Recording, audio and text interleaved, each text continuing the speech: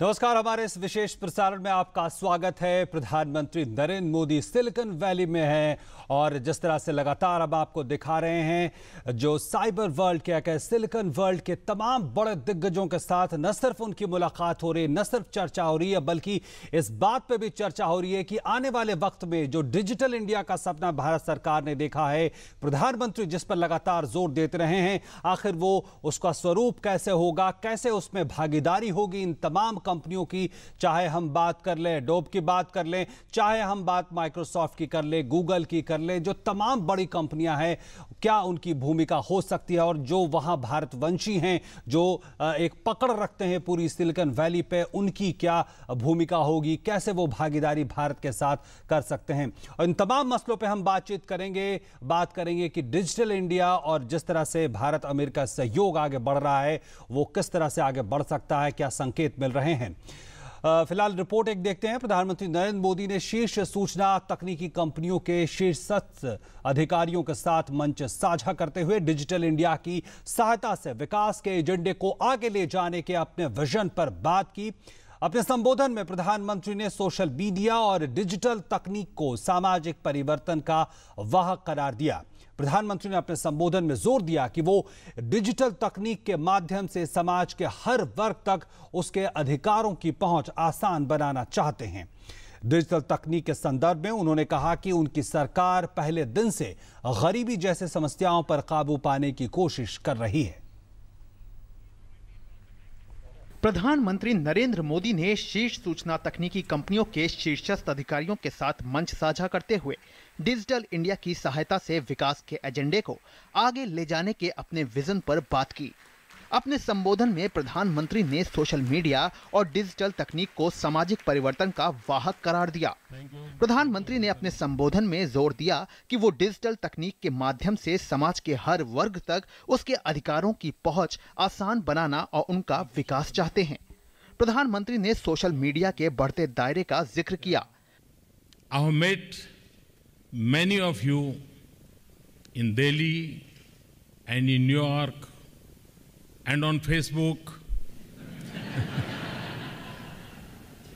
Twitter, Instagram.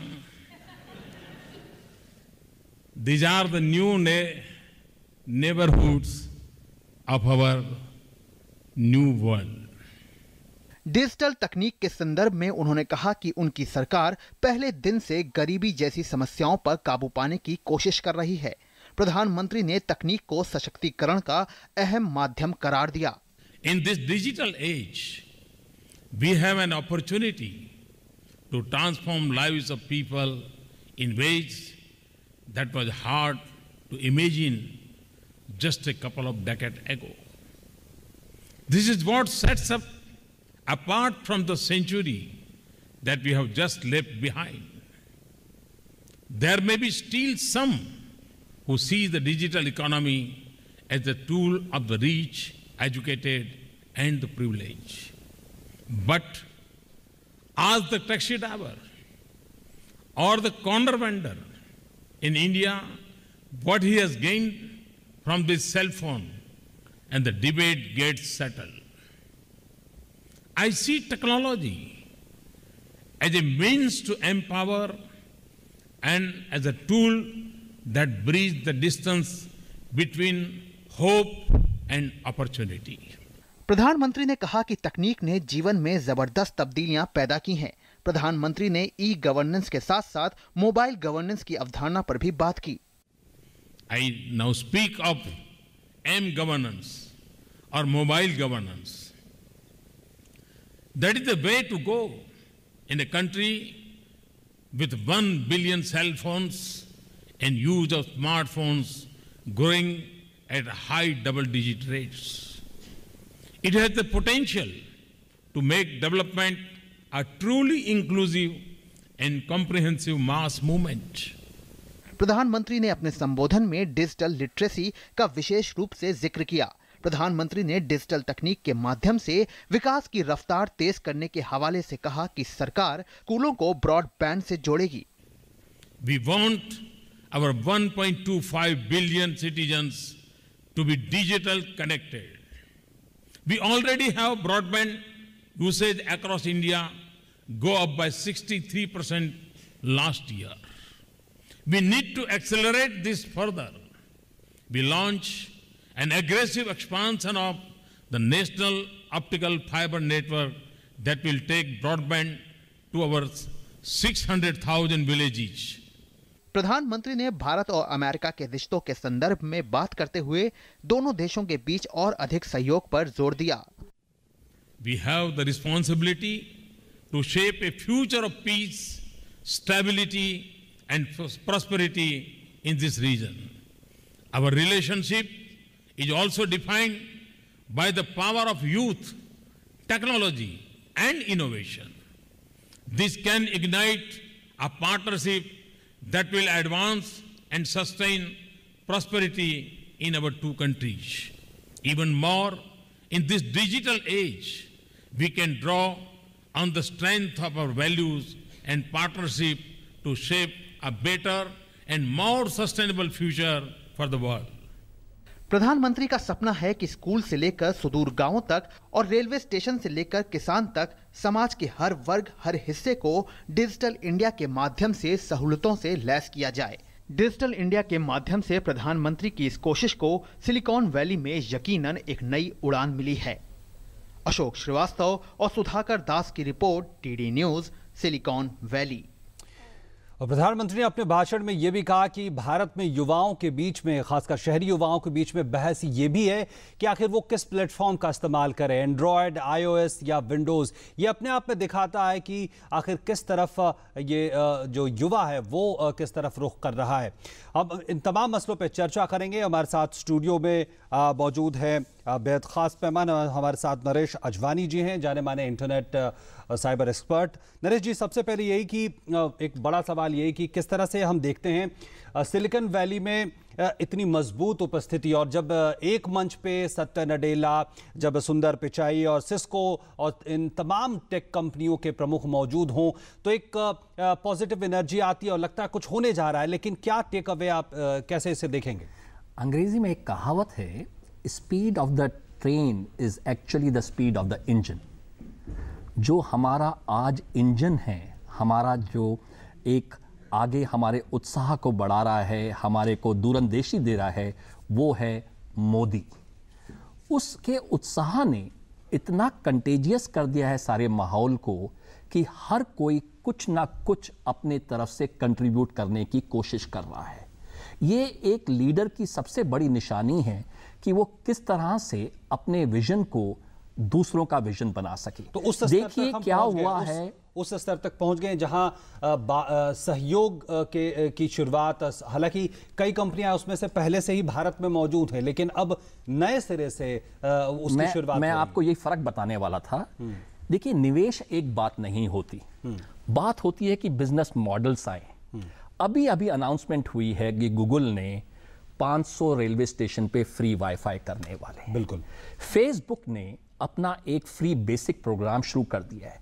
देखिए, हमें इस मॉडल की जरूरत है। कई लोग इसका विरोध भी करेंगे कि ये पहले भी होता था या इससे फेसबुक या गूगल गेटकीपर बन जाएंगे, मगर हमें समझिए हमें जरूरत क्या है।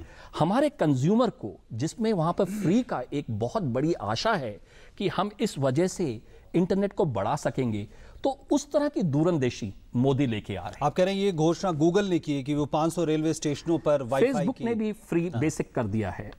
तो ये दोनों अनाउंसमेंट्स बड़ी एप्रोप्रिएट टाइम पे हो रही हैं, और इससे जो भारत का जो बिल्कुल एक बॉटम ऑफ पिरामिड बोलते हैं, वहां पे इंपैक्ट आएगा। उस इंपैक्ट से जो हम लोग सिर्फ इस समय 30% अर्बन पॉपुलेशन की बात करते हैं, वो कम से कम 80% तक पहुंच जाएगी। बिल्कुल। तो उसका इंप्लीकेशन समझिए, उसका साइज समझिए। मोदी सिर्फ एक एनवायरनमेंट क्रिएट कर रहे हैं, और वही नेता का काम है करने की। बिल्कुल। वो जाके निवेश नहीं करेंगे, वो जाके आविष्कार नहीं करेंगे। बिल्कुल। मोदी उस माहौल को बना रहे वो एक भरोसा जगाएंगे। वो एक भरोसा जो पहले कभी नहीं जगा इतने स्तर पे। मैं ये नहीं कहूंगा कि नहीं जगा, मगर इतने स्तर पे कभी नहीं जगा। अब एक छोटा सा मेरा पॉइंट है जी। जो इंटरनेट है वो पीसेस में होता है। आज तक हम एक एक पीस उठा रहे थे। मोदी एक सोच लेके आए कि इसको इंटीग्रेट करें। ठीक है। और वो डिजिटल इंडिया आपका एक इंटीग्रेटेड प्रोग्राम है। बिल्कुल। और इसी तरह के प्रोग्राम एक दूरंदेशी देते हैं, एक विजन देते हैं और उस विजन पे सब लोग काम करते हैं जी। तो सिलिकॉन वैली आज इस विजन को देख पा रही है, वो भी लीडर है। बिल्कुल। और हमारे साथ स्टूडियो में जुड़ गए हैं, हमारे साथ एक और बेहद खास मेहमान डॉक्टर अजय राणा हमारे साथ जुड़ गए हैं, जाने माने विशेषज्ञ हैं सिलिकॉन और तमाम इंटरनेट मामलों की। अजय जी, मैं आपसे ये जानना चाहूँगा, ये प्रधानमंत्री ने अपने भाषण में जो है मोबाइल गवर्नेंस जैसे शब्द का इस्तेमाल किया। हम जानते हैं ई गवर्नेंस और इसकी चर्चा काफ़ी पहले से है। इसके अलावा तमाम क्षेत्रों में इंटरनेट के इस्तेमाल की बात होती रही है, लेकिन भारत जैसे देश में जहाँ 90 करोड़ मोबाइल तो है लेकिन सिर्फ 14 करोड़ स्मार्टफोन या इंटरनेट का इस्तेमाल करते हैं। ऐसे में जब इतने बड़े बड़े दिग्गज जब मौजूद हों प्रधानमंत्री के साथ और वो एक पॉजिटिव, एक सकारात्मक रुख सामने रखते हैं भारत को लेकर और जो प्रधानमंत्री के विजन को लेकर, तो कैसे आपको लगता है ये जो डिजिटल खाई की बात कही जाती है गवर्नेंस के स्तर पे और तमाम ग्रामीण और शहरी क्षेत्रों के स्तर पे, ये कैसे आगे से देखते हैं? मेरे जो मानना है, जो मोदी जी हैं वो हर चीज़ को बड़े दिल से सोचते हैं और वो सोचते हैं कि हमें किस तरीके से आगे प्रमोट करना है। आज अगर हम देखें पूरे इंडिया में और पूरे हमारे भारतवर्ष में अगर हम चेक करें कि जो इंटरनेट है, हो सकता है उसको पहुंचने में 2 साल या 3 साल लगें, बट आज एक छोटे से छोटे आदमी के पास भी मोबाइल है, आज छोटे से छोटे आदमी के पास भी वो टेक्नोलॉजी है जिससे कि वो डायरेक्टली कम्युनिकेट कर सके। आज इंडिया में सर्विस प्रोवाइडर्स बहुत अच्छे हैं। हम ये नहीं कहेंगे कि हम अपनी कंट्री को कंपेयर करें दूसरी कंट्री से, बट जो मोदी जी की खास बात है कि वो दिल से छूते हैं। उन्होंने एक नब्ज पकड़ी है भारत के एक नागरिक की कि कौन सी ऐसी नब्ज है जहां से हम एक कस्टमर को डायरेक्टली एक वेंडर से और वेंडर को एंड यूजर से मिला सकते हैं। आज आप चेक करें, हर एक घर में, हर परिवार में अगर 4 प्राणी हैं तो 4 के पास 4 मोबाइल होंगे। 9th क्लास के बाद भी बच्चे जो है मोबाइल फोन लेके चलते हैं। बट अवेयरनेस ये है कि अगर फॉरेन कंट्रीज में जो विदेश हमारे पार्टनर्स हैं, कुछ फोकस इस पे कि उस मोबाइल पे इंटरनेट चलना चाहिए। फोकस नहीं, फोकस आपके पास सर्विस प्रोवाइडर्स की है। सर्विस प्रोवाइडर्स की मेन इंपॉर्टेंट थिंग है कि सर्विस प्रोवाइडर्स आपको फैसिलिटीज किस तरीके से ले रहे हैं। आप अगर हम लेके चलें कि गवर्नमेंट ऑफ इंडिया ही सारा एक्सपेंशन करेंगे तो हमें इस पे निश्चित नहीं रहना है कि आश्रित नहीं रहना है कि हम उस पे ही लेके चलें। देखिए, हमें फोकस करना है कि हम किस तरीके से कस्टमर को एंड यूजर्स तक पहुंचाएं। जी नरेश जी, देखिए ई गवर्नेंस जो था वो सीमित हो रहा था कि जब तक आपके पास कंप्यूटर नहीं है आपकी गवर्नेंस आगे बढ़ नहीं सकती। ठीक है, ये मोबाइल फोन ने आके उसको एक टेक्नोलॉजी का मार्च, एक नया प्लेटफॉर्म दे दिया, एक बाकायदा कह दिया, निराधार कर दिया। बिल्कुल, कि आपके यहां पर 1 बिलियन फोन कनेक्शन है। 1 बिलियन, आप समझ सकते हैं कि हम लोग ऑलमोस्ट 25% टोटल पॉपुलेशन है। इनसे हम जब चाहे तब संपर्क कर सकते नहीं। अब अगर आप जब इतनी बड़ी पॉपुलेशन को कुछ भी करेंगे, वॉल्यूम में करेंगे, तो उसका जो कॉस्ट है, जैसे हमारे हिंदुस्तान, हमारे भारतवर्ष में सबसे लोवेस्ट कॉस्ट है मोबाइल फोन की। ठीक है, आधे पैसे में आप 1 सेकंड के लिए बात कर सकते हैं, कहीं भी नहीं है दुनिया में। इसका रीजन सिर्फ ये है कि यहां पर जो साइज है वो पूरे का पूरा आपके बिजनेस मॉडल को चेंज कर। आप अगर वर्ल्ड लेवल से भी देखें, जो मोदी जी की बात है, मोदी जी वो घोषणा ही नहीं करते हैं कि हम हर किसी इंसान को जो है लैपटॉप देंगे, हम ये करेंगे। मोदी जी का कंसर्न है। आपने देखा होगा एक कंपनी है जिसने पहले कहा था मेरा कनेक्शन लीजिए, मोबाइल फोन फ्री। बिल्कुल। सो मोबाइल फोन फ्री क्यों किया? क्योंकि आज एक कंपटीशन है कि काश अगर मैं 2 दिन और रुकता तो मुझे दूसरा मोबाइल और सस्ता मिलता। वो एक टेक्नोलॉजी है, वो एक स्टेटस सिंबल है। ठीक है जी। नरेश जी, एक बुनियादी सवाल ये, डिजिटल इंडिया और उसके आसपास अगर सारी बातें होती है तो हम जानते हैं कि लक्ष्य ये है कि 2.5 लाख पंचायतों तक, 6 लाख गांव तक ब्रॉडबैंड हमें पहुंचाने हैं और उसके लिए बहुत निवेश भी चाहिए होगा, एक इंफ्रास्ट्रक्चर चाहिए और ऐसे स्किल्ड लोग चाहिए होंगे जो है पानी की पाइप नहीं बल्कि ऑप्टिकल फाइबर जो बिछाने में एक्सपर्ट हों। तो ये जो बुनियादी सवाल है, इसको कितना बल मिलता? देखिए, आपने शायद आज सुबह कॉलकम की अनाउंसमेंट सुन ली, $10 बिलियन की इन्वेस्टमेंट कर रहे हैं। इतनी बड़ी इन्वेस्टमेंट बता सकती है कि आगे क्या होने वाला है। और कोई बिजनेसमैन इन्वेस्ट तब तक नहीं करेगा जब तक वो अपना विजन नहीं देख पाएगा, अपना वेस्टेड इंटरेस्ट नहीं देख पाएगा। तो वो 100% हमारे यहाँ पर पूरे का पूरा इनेबलमेंट हो चुका है। अब 2.5 लाख ग्राम पंचायत की बात, उसके लिए पैसा सरकार ने अलग से यूएसओ फंड से साइड पे रख दिया है। वो तो होना ही होना है। उसकी वजह से कितने सारे इनोवेशंस होंगी, कितनी प्रोग्रेस होगी, कितना बढ़ावा मिलेगा, अब उसकी बारी है। ठीक है। और इस बारी अगर हमारे पास ऐसा नेता होगा जो पूरे विश्व को इंगेज कर सकता है, ठीक है, जो अपने एक जगह खड़े होके रोल मॉडल बन सकता है, जो सारे की सारी वहां पर आप जाके आज सिलिकॉन में देखेंगे कि 2 दिन से इतनी तैयारियां हो रही हैं कि मोदी आ रहे हैं, तो इतना तो उनका बड़े पॉप स्टार और इतने बड़े रॉक स्टार और एडिशन करना चाहूंगा, बिकॉज जो मोदी जी हैं हमारे एक ऐसे लीडर हैं, वो एक कलयुगी हैं। कलयुगी मीन्स ये ना हो कि हमारे पास पहले भी अपॉर्चुनिटीज थी।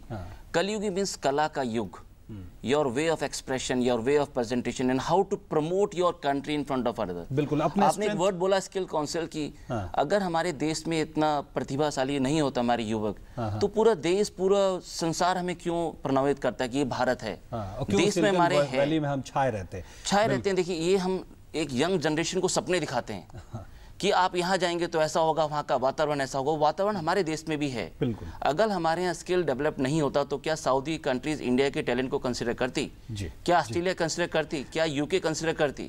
सिर्फ बात यह है कि हम कुछ जो हमारे जो इंस्टीट्यूट्स हैं, जो प्रीमियम इंस्टीट्यूट्स हैं, हम उन्हीं को आगे गाते हैं कि ये रिनाउंड इंस्टीट्यूशंस हैं। बिल्कुल, सपना दिखाते हैं, ये शायद थोड़ा सा अतिशक्ति होगा, क्योंकि वो विजन दिखाते हैं। बिल्कुल, विजन और सपना तो हमें खुद देखना है। शायद थोड़ा फर्क है। हम सीधे रुख करते हैं सिलिकॉन वैली का, जहां हमारे संवाददाता अशोक श्रीवास्तव ने तमाम वहां विशेषज्ञों से बात की कि आखिर किस तरह से प्रधानमंत्री ने जो अपनी बात रखी और जो वहां से एक सकारात्मक एक तमाम बातें निकल कर आई, उसका क्या मतलब निकल कर आ रहा है। हम सीधे रुख करते हैं अशोक श्रीवास्तव। सिलिकॉन वैली की संस्था टाई है, वो टाई के जो प्रेसिडेंट वेंकटेश शुक्ला जी हमारे साथ हैं, और हमारे साथ श्रीमती वेंकटेश शुक्ला यानी आभा शुक्ला जी भी हमारे साथ हैं। मैं इन्हीं से जानना चाहूँगा कि ये जो कार्यक्रम है वो किस तरह से उसको देखते हैं। वेंकटेश शुक्ला जी, अपने आप में बहुत बड़ा कार्यक्रम था, न सिर्फ हिंदुस्तान के नज़रिए से बल्कि शायद अमेरिका के नज़रिए से भी, क्योंकि इतनी बड़ी तादाद में सब CEOs का यहाँ पर आना और प्रधानमंत्री के साथ खड़े होना, उनके जो डिजिटल इंडिया का जो विज़न है, उस विज़न के साथ अपने आप को दिखाना। कैसे आप देखते हैं इतने बड़े इवेंट को? अब जबकि इवेंट हो गए तो आपको लग रहा है कि ये सपना सच होने जैसा है? नहीं, बात तो बिल्कुल इसको ऐतिहासिक है। ऐतिहासिक उसी वजह से जो आपने कहा कि 400-500 जो है सफलतम लोग सिलिकॉन वैली के, वो एक जगह इकट्ठा हों। Movers and shakers Silicon Valley के, movers and shakers of Silicon Valley एक जगह इकट्ठा हों, वो अपने आप में एक ऐतिहासिक बात है। एंड इतना जो है काफ़ी कुछ जो है इसमें वो क्यूरियोसिटी है कि लोगों ने मोदी जी के बारे में सुना है, लोगों ने मोदी जी के कार्यक्रम सुने हैं, मोदी जी की जो है एम्बिशंस दिखी हैं इंडिया के बारे में, और लोगों को काफ़ी क्यूरियोसिटी है। खासकर यहाँ के जो NRIs जो हैं, they care passionately about India, and they are feeling, they are getting the impression that there is someone at the helm who genuinely cares about India, and whose genuinity about doing all he can to promote India, and he thinks differently. पर वेंकटेश शुक्ला जी, कहीं ऐसा तो नहीं है, क्योंकि बहुत से लोग इसको दूसरे नज़र से भी देख सकते हैं। कुछ लोग कह सकते हैं कि भाई इतने सारे CEOs जो हैं मंच पर, जिस तरह से CEOs बैठे हुए थे, एक के बाद एक दुनिया के जो बड़े CEOs जिस तरह से बैठे हुए थे, कुछ लोग ये कह रहे हैं कि शायद उसके पीछे ये भी है कि इन तमाम कंपनीज को भारत में एक बड़ा बाजार दिख रहा है, क्योंकि बहुत से लोग ये कहते हैं कि जो अगली डिजिटल क्रांति और जो इंटरनेट क्रांति होनी है वो भारत में होनी है। भारत इतना बड़ा बाजार हो जाएगा कि दुनिया के सभी बाजारों को पीछे छोड़ देगा। तो क्या ये एक उपभोक्ता और एक बाजार में जो बैठा, एक बाजार और एक विक्रेता जो है, उसका रिश्ता तो नहीं है? इससे ज्यादा रिश्ता देखते हैं आप कि सिर्फ एक खरीदने और बेचने वाले का रिश्ता है? देखिए, 2 चीज़ें हैं। एक तो यह है कि आपने जो बात कही उसमें उसमें सच्चाई तो है। लोगों का जो है ध्यान इंडिया पे है, वो इसीलिए है कि इंडिया जो है is going to be a huge market, and India is going to be a huge make a huge difference in terms of the quality of the workforce, in terms of use of their products, but also in terms of in terms of say thought leader. And I think more and more लोगों को ऐसा लग रहा है कि make in India केवल नहीं होगा, अब तो इनोवेट इन इंडिया भी होगा। और उसी की जो है तो उसलिए जो है जितनी कंपनीज आप देखते हैं, बड़ी से बड़ी जितनी टेक्नोलॉजी कंपनी देखते हैं, सब कंपनी में जो है आपको देखें कि इनका काफ़ी बड़ा डेवलपमेंट सेंटर इंडिया में है जी। और ये केवल कॉल सेंटर वाले लोग नहीं हैं, ये तो जो है वाकई जो है जो एक्चुअल डिज़ाइन होता है प्रोडक्ट का, वो काफ़ी संख्या में जो है इंडिया में हो रहा है। तो they see India as a source of talent, they see Indians here as a bridge to India, and finally there is some truth to that they see India as the next big market. But you know, उसमें जो है, but we should not get too comfortable about that, क्योंकि India as the next big thing story जो है वो हर बार सुनने को आती है, उसमें कुछ होता नहीं. This is not the first time, right. उसके पहले भी जो है वो कि India is the next big thing, India is the next big thing. और मुझे याद है उस समय जो है मैं जब इंडिया आता था करीब 10-11 साल पहले, तो लोगों का एटीट्यूड ये था कि अब तो हमको सुपर पावर बनना ही बनना है, कुछ करने की ज़रूरत नहीं, अपने आप बन जाएंगे सुपर पावर. तो ये इस तरह से नहीं होता है. आई थिंक इसलिए जो है उसमें जो है कंप्लेसेंट होने या कंफर्टेबल होने कि अब तो बड़ा मार्केट हो ही जाएगा, there is no entitlement, there is no guarantee.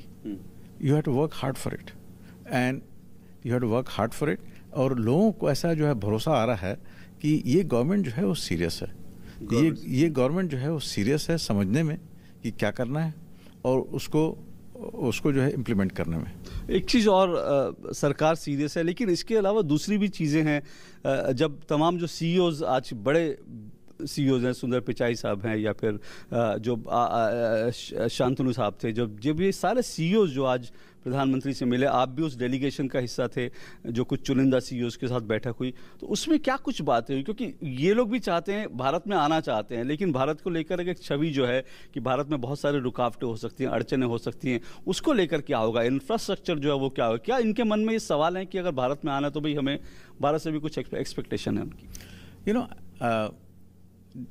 ऐसे एक्सपेक्टेशन बस गवर्नमेंट्स ये है कि कम से कम ऐसा कर दें कि वहाँ जो है आके जो है बिजनेस करना मुश्किल ना हो, बस उतनी एक्सपेक्टेशन है. उसके बाद तो जो है वो सफल होते हैं या ना होते हैं, ये तो उस पर निर्भर करता है कि आम जनता में, उपभोक्ता वर्ग में जो है उनके प्रोडक्ट्स की जो है वैल्यू करता है कि नहीं करता है. उन्होंने बड़ा सोचा और इसी तरह से एक बड़ा कार्यक्रम जो है, उस बड़े कार्यक्रम का सपना देखा और उस बड़े कार्यक्रम के सपने को यहाँ पर सच करके दिखाया.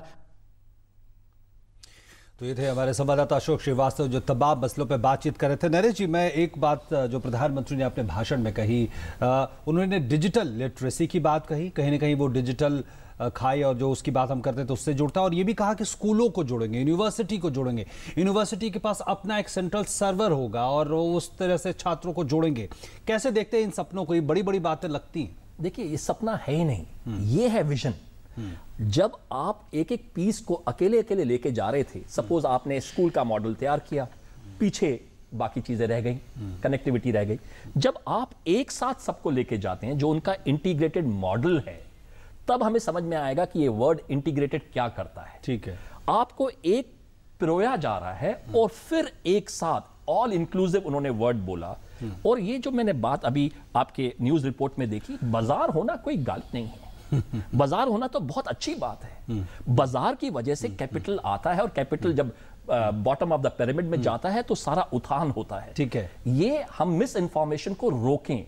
सपना नहीं है, ये विजन है. लेकिन शायद ये बाजार होना, नरेश जी, बाजार होना एक इनोवेटिव बिजनेस मॉडल लेके आते हैं. मैंने गूगल का बोला, फेसबुक का बोला, इसको अपोज करना वो कॉन्फ्लिक्ट ऑफ इंटरेस्ट होगा. और कुछ लोग अपोज कर रहे हैं, उनको कोई भी बहाना चाहिए किसी चीज को अपोज करने के लिए. बिजनेस मॉडल्स को आने दीजिए, ये है इनोवेशन. इनोवेशन सिर्फ टेक्नोलॉजी की नहीं है. इनोवेशन है फेसबुक के फ्री बेसिक की, इनोवेशन है गूगल के फ्री वाईफाई की. ठीक है, ये सब इनोवेशंस है. ठीक है, आप इसको अप्रिशिएट करिए. इसमें मैं एक छोटी सी टिप्पणी चाहूंगा कि इसमें चिंता शायद इसलिए जताई जाती है क्योंकि हमने देखा था जो इकोनॉमिक ग्लोबलाइजेशन और उसका दौर रहा, उसमें हमने देखा एक जॉबलेस ग्रोथ की बात होती है. शायद इसलिए भी लोग डरते हैं कि सिर्फ पूंजी आए और अपना फायदा लेके लोग निकल. अगर आप पीस में करेंगे कोई भी चीज तो यही होगा.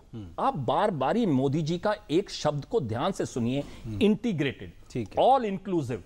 अगर उन्हें पीस में करना होता तो गुजरात में रहते ना. ठीक बात, वो आपके लिए देश में नहीं आते. एक वर्ड और बोला, जॉबलेस. जॉबलेस की बात नहीं है. जॉबलेस के लिए हम अगर बोले कि हमारे पास जॉब अपॉर्चुनिटीज नहीं है, बहुत अपॉर्चुनिटीज क्योंकि बहुत इसमें है कि इसमें स्किल्ड लोग चाहिए होंगे. नहीं, आप देखिए, आपका जो एक वर्ड है, मेरा अपना एक्सपीरियंस 15 साल से मैं पूरा एडवाइजर जितने प्लेसमेंट्स का उसको देख रहा हूँ, और मेरा अपना नजरिया ये है कि अगर कोई बच्चा 30% भी पढ़ता है, अगर वो अपनी पढ़ाई अप टू द मार्क करता है, वो कभी जॉबलेस नहीं रहता है सर. ठीक है, आप अगर चेक करें कि इस एजेंसी ने रिपोर्ट दी कि आज सिर्फ 30% इंजीनियर ही आपके एक्सेप्टेबल इन द मार्केट, आज 20% इंजीनियर्स आपके एक्सेप्टेबल, ऐसा नहीं है सर। ठीक है, अगर ऐसा होता तो आप मुझे बताओ 5 साल से या 6 साल से आपके कितनी भीड़ हो जाती है। मोदी जी पढ़ाई की परिभाषा बदल रहे हैं। डिजिटल लिटरेसी, डिजिटल लिटरेसी का मतलब ये नहीं है कि आप स्कूल में गए, आप स्कूल में नहीं भी जाओ, अगर आपको इंटरनेट आता है और आप इंटरनेट पे लिटरेट हैं तो आपकी जॉब इनेबलमेंट की अपॉर्चुनिटी खड़ी हो गई।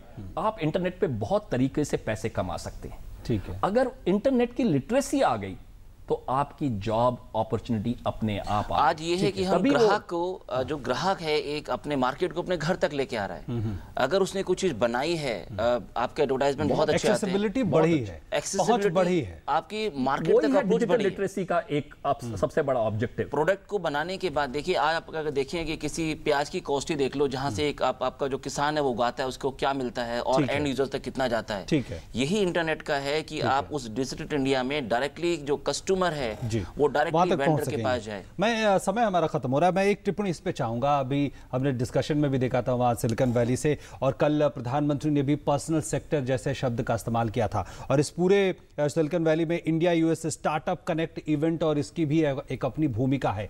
इस नजरिए से कैसे आप देखते हैं इन तमाम प्रधानमंत्री के इनिशिएटिव को, और जिस तरह से तमाम जो सिलिकॉन वैली में तमाम बड़े बड़े लोग जो है अब भारत की तरफ रुख कर रहे हैं? कैप्टन मोदी की इनिंग स्टार्ट हो चुकी है, बैटिंग भी कर रहे हैं और पूरी टीम को लीड भी कर रहे हैं। हमें अपने कैप्टन पे विश्वास होना चाहिए। ये टाइम है उनको पूरा सपोर्ट करने का, मिस इन्फॉर्मेशन को इमीडिएटली एड्रेस करने का। आप देखिए वो 100% कैप्टन का शतक भी देंगे और हमारी टीम को जिताएंगे भी। इसमें मैं करेक्शन और एक एडिशन करना चाहूंगा विद परमिशन सर। इसमें आपके पास जो है वेंचर कैपिटलिस्ट हैं, जो इनोवेशन है, बिल्कुल हर आदमी चाहता है पुरानी चीज हो गई, अब नया क्या होगा। आज मार्केट में इतने बिलियन डॉलर पर्सन्स हैं जो पैसा इन्वेस्ट करने को तैयार हैं, बट किस में? नई चीज में, स्टार्टअप्स में। आज अगर प्रमोशन देंगे, कॉलेजेस में इनोवेशन इंक्यूबेटर सेंटर्स हैं, प्रमोट किया जाता है कि हर आदमी का जो माइंड है वो विकसित है, बट वो मार्केट को किस तरीके से कैप्चर करता है। सो आज से नहीं, ये पहले से भी था, बट पैसा लगाने वाला आदमी चाहिए। यंग जनरेशंस या ओल्ड जनरेशंस, हर के पास दिमाग है। इंपॉर्टेंट है कि उस मार्केट को कैसे कैप्चर किया जाए। आज हमें सिलिकॉन वैली जाने की जरूरत नहीं है। ठीक है, सिलिकॉन वैली वालों को वहां जाने के बाद अपने देश बुला के लेके आओ कि जो हमारा टैलेंट वहां जाता है वो टैलेंट यहाँ भी बचता है। बशर्त है कि हमारे माँ बाप उस पैसे को बैंक एफडी में जोड़ने की वजह, उस पैसे को इसलिए ना जोड़ें कि मेरा बेटा कल यूएस यूके पढ़ने जाएगा, उस पैसे को उसके डेवलपमेंट में लगाएं। ठीक है, तो इंडिया में सिलिकॉन वैलीज हैं, आप हैदराबाद देखो, बैंगलोर देखो, उस पैसे को उनके पोटेंशियल पे यूज करो, उस पैसे को उनके डेवलपमेंट पे यूज करो। ठीक है नरेश जी, एक इसमें बड़ा मुद्दा ये भी निकल कर आ रहा था कि जिस तरह से हम बात कर रहे हैं कि अलग अलग सिलिकॉन, चाहे बेंगलोर की बात करें सॉफ्टवेयर पे, हैदराबाद में कुछ सेंटर है, दिल्ली में बीपीओ के सेंटर हैं, क्या इनको अब एक इंटीग्रेटेड रूप देने की जरूरत है? क्या इनको अब एक साथ लाने की जरूरत है? कैसे इस चीजों को देखते हैं? क्योंकि एक सवाल पूछा गया था कि भारत में क्यों नहीं सिलिकॉन वैली हो सकता? ये सब मार्केट ड्रिवन है। अगर ये कहना कि हमारे यहाँ सिलिकॉन वैली नहीं है, ये बहुत ही शॉर्ट साइटेडनेस होगी। मैं आपको क्लियर कर दूं, हर कंट्री की कोर कॉम्पिटेंसी होती है। हमारी कोर कॉम्पिटेंसी बढ़ने लगी सर्विस के साइड, चाइना की बढ़ने लगी मैन्युफैक्चरिंग साइड। मैन्युफैक्चरिंग साइड का नुकसान बता देता हूं। $500 का आपका ये एप्पल का फोन आता है, उसमें से $370 अमेरिका जाते हैं और चाइना को मिलते हैं सिर्फ $7। अगर आप इसको मैन्युफैक्चरिंग कहते हैं तो मेरे भारतवर्ष में ऐसी मैन्युफैक्चरिंग कभी ना है। मेरी कोर कॉम्पिटेंसी जो सर्विस के साइड थी, आज हम पूरे दुनिया के बैक एंड प्रोवाइडर हैं, हम उनके बीपीओ हैं, हम उनके कॉल सेंटर्स हैं, हम उनके पीछे इनोवेशन कर रहे हैं। बहुत ही अच्छे रास्ते पे हम निकल पड़े हैं। अब इसको सिर्फ इंटीग्रेट करना है, ना कि पर्सपेक्टिव से रेगुलेट। ठीक है, इसको इंटीग्रेट करना है कि एक साथ हम इसके बेनिफिट्स भी उठा सकें, जो कैप्टन मोदी ने शुरुआत कर दी है। ठीक है, और सिलिकॉन वैली में जाके पूरे इंडिया को सीरीज जिता दी है। अब आप देखिएगा वहां के सारे जो भी हमारे, जिस तरह से डॉक्टर साहब ने, राणा साहब ने कहा कि जो भी हमारा टैलेंट बाहर गया है वो अपने आप वापस आएगा। ठीक है, उसमें हमें कुछ करने की जरूरत और नहीं है। हम अपने देश को कंपेयर क्यों करते हैं? अगर आप एरिया वाइज देखो, आप अगर इंडिया को कंपेयर करते हैं चाइना से, आप इंडिया को कंपेयर करते हैं किसी दूसरी कंट्री से, या छोटे से देश को कंपेयर करते हैं इसकी कितनी ग्रोथ है, उतना तो हमारा केरल है। आप केरल को कंपेयर करो with respect to any country, वो छोटा सा देश है। लेकिन इसमें खुद प्रधानमंत्री ने एक जगह कहा था कि एक बात होती है कि गूगल हमारे यहाँ क्यों नहीं पैदा हुआ, माइक्रोसॉफ्ट हमारे यहाँ क्यों नहीं पैदा हुआ। अगर पैदा नहीं हुआ होता तो आज भी जो उनके लीड है, सीईओज हैं, आप माइक्रोसॉफ्ट को देखो वो भी इंडियन है, ब्रेन है, दूसरा ब्रेन भी आपका इंडियन है, मींस उनके माँ बाप ने संस्कार दिए हैं। ब्रेन है हमारे पास, जो ब्रेन भी हुआ, और अब क्या वो देखिए इस बात से मैं, देखिए आपके पास क्या होता है, इंडियन की डेफिनेशन है एक कल्चर, हमारे संस्कार, हमारे एथिक्स, हमारे वैल्यूज। अगर ऐसा होता तो सत्यम शिवम सुंदरम हमारे जो तीनों मेन हैं सीईओज जो आज पूरे वर्ल्ड में राज कर रहे हैं, तीनों ही ऐसा क्यों? एक सिंपल सी उनका कमिटमेंट टुवर्ड्स द ऑर्गेनाइजेशन, उनका फेथ इन द ऑर्गेनाइजेशन कि उन्होंने स्टार्ट किया 20 साल 30 साल 10 साल उसी ऑर्गेनाइजेशन को दिया, देने के बाद वहाँ के लोगों ने पहचाना कि नहीं, इन लोगों के संस्कार ये हैं, इनके एथिक्स ये हैं। वो जॉब को छोड़ के 1 साल 2 साल में नहीं गए, उन्होंने वहाँ सस्टेन किया। अगर ऑर्गेनाइजेशन राइज किया तो उन्होंने उसका साथ दिया, अगर डाउन हुआ तो भी उनके साथ रहे, तभी आज वो सत्यम शिवम सुंदरम जो भी हमारे तीनों टॉप लेवल पे हैं। ठीक है, तो ऐसे में जो स्टार्टअप्स की जो भूमिका है और उनके ग्रोथ को अगर उस नज़रिए से देखें तो जो बड़े नाम जिनके नाम मैं भी ले रहा हूँ और जो तमाम बड़े सीईओ थे, ऐसे बड़े जाइंट्स, ऐसे बड़े जो है इंडस्ट्री यहाँ भी हो सकती है आने वाले वक्त में। सर ऑलरेडी यही एक जो इंटीग्रेटेड की बात है वो यही है। पहली बात तो मैं आपको करेक्ट कर दूं कि अगर वहाँ पे गूगल था तो हमारे यहाँ खोज था, मगर हमारे पास मार्केट का साइज नहीं था। हम एक एक पीसेस पे काम कर रहे थे। आज से 12 साल पहले 14 साल पहले सत्यम सिफी ने 500 करोड़ की इंडिया वर्ल्ड खरीदी थी और बहुत बड़ी बात थी। लोग बैंक छोड़ के इंटरनेट कंपनीज में आने लगे, मगर हमने समझा नहीं कि हमारे 2.5 लाख ग्राम पंचायत की जो बात अभी चल रही है वो कहीं पे दूर दूर तक नहीं थी। तो जब तक साइज नहीं आता तब तक इनोवेशन नहीं आती। बिल्कुल, साइज बहुत जरूरी है और हमें साइज पहले समझना पड़ेगा। विश्व कुंड जो है पूरा वर्ल्ड इज माय विलेज, उस बात को जब हम बिलीव करने लग जाएंगे तो हम इस बात चिंताओं से बाहर निकल जाएंगे कि प्रधानमंत्री जी जाके बिजनेसमैन को क्यों एड्रेस कर रहे हैं। पहली बात तो इस तरह की बातें खड़ी हो जाती हैं। हमें खुश होना चाहिए कि देश का प्रधानमंत्री चीफ एग्जीक्यूटिव बनके एक पूरे कंट्री को आगे लेके जा रहा है। जी बिल्कुल, निश्चित तौर पर, और इसमें तमाम ऐसी सकारात्मक बातें निकल कर आई है, चाहे ग्रामीण क्षेत्रों तक इंटरनेट की पहुंच हो, रेलवे स्टेशनों तक इंटरनेट की पहुंच हो, और जो स्कूल और कॉलेजों में इंटरनेट की व्यवस्था हो। इन तमाम ऐसे मामले हैं और डिजिटल इंडिया का जो सपना है, डिजिटल लिटरेसी का जो सपना है, वो कहीं ना कहीं उसे बहुत बल मिला है। फिलहाल बहुत बहुत धन्यवाद राम जी आपका, नरेश जी आपका बहुत बहुत धन्यवाद इस कार्यक्रम में, और हमारे इस विशेष प्रसारण में इतना ही। दीजिए इजाजत, नमस्कार।